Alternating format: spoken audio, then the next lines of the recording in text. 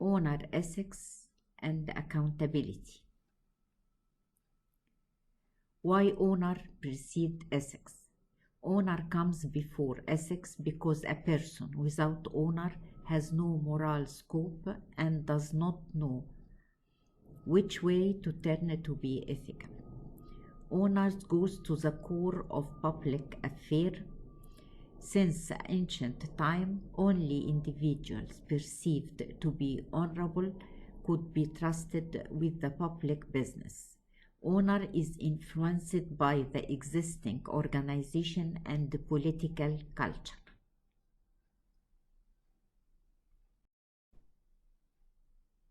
Dimension of honor. Honor is a function of external perception of one's reputation. Reputation in business, whether for an individual or an organization, is a highly valid asset. True honor begins with the personal integrity and honesty. Those who have integrity have a certain sense of right from wrong.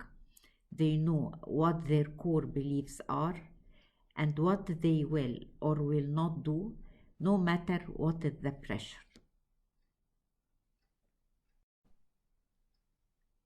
Honor in public administration. Public administrators have three special obligation commitment. Citizens, public administrators have a special moral obligation to the people they serve. Regime value. Public administrators have a special obligation to the regime value of the state's system. Constitution. Public administrators have a primary obligation to uphold the constitution of the nation.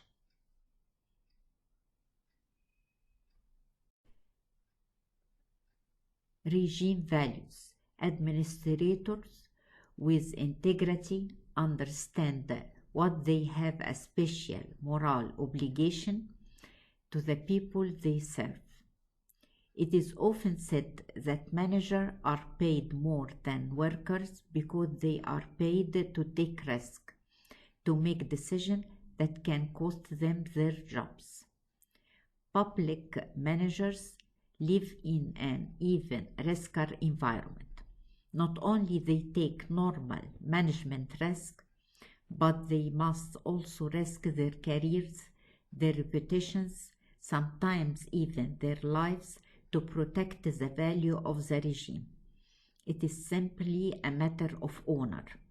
The two most common drops of honor are corruption and lying.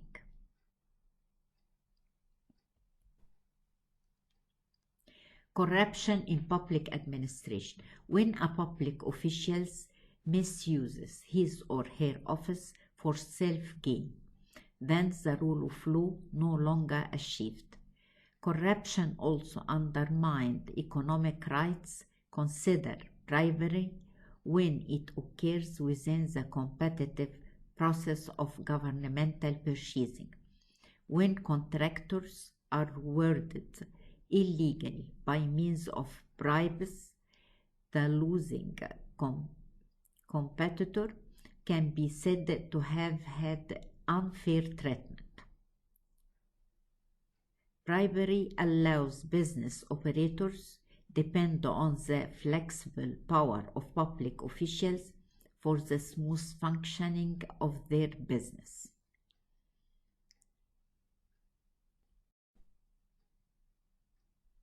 Lying for your country.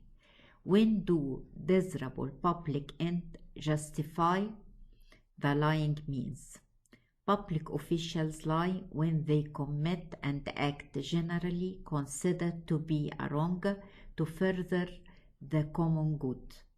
Lying can take many forms: exaggeration, omissions, deceptions, and so on. Citizens have the right to know the truth of public issues so they can make decisions. Public officials could be excused for lying in time of crisis and wars for the public good.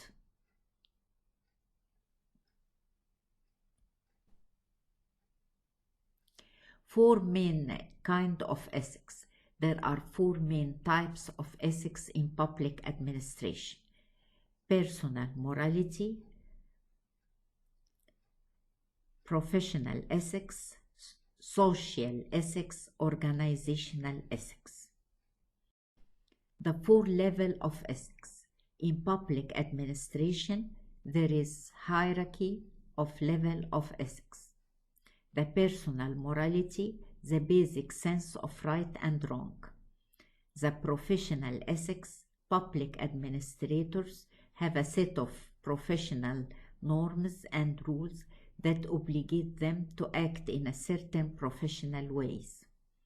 The organization ethics. Every organization has an environment or culture that include both formal and informal rules of ethical conduct. The social ethics that oblige members of a given society to act in a way to protect individuals and society.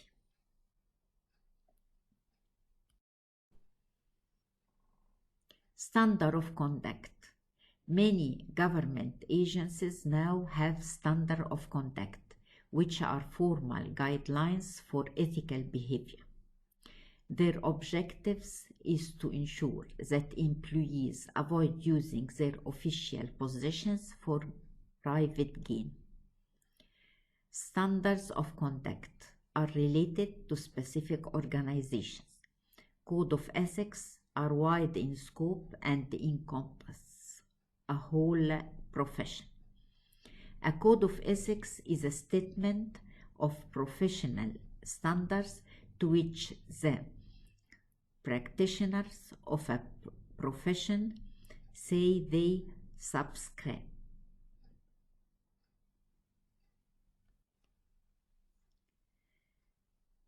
The challenge of accountability. Accountability is the extent to which one must answer to higher authority, legal or organizational, for one's action in society at large or within one's particular organization positions.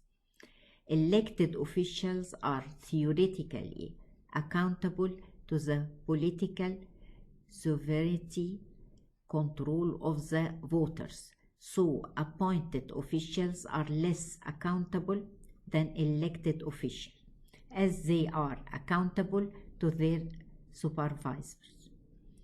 Administrative accountability is that aspect of administrative responsibility by which officials are held answerable to general notion, idea of democracy and morality as for specific legal mandates.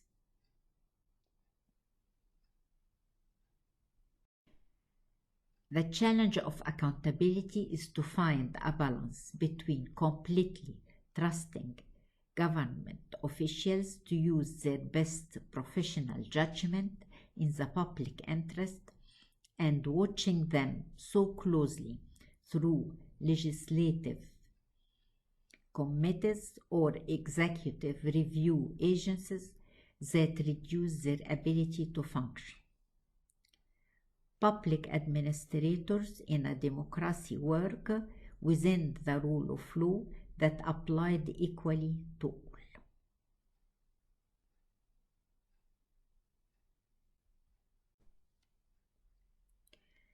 Avoiding accountability. The public expect an executive to be accountable for the action of their subordinates he or she has selected, whether or not the executive had actual knowledge of the actions.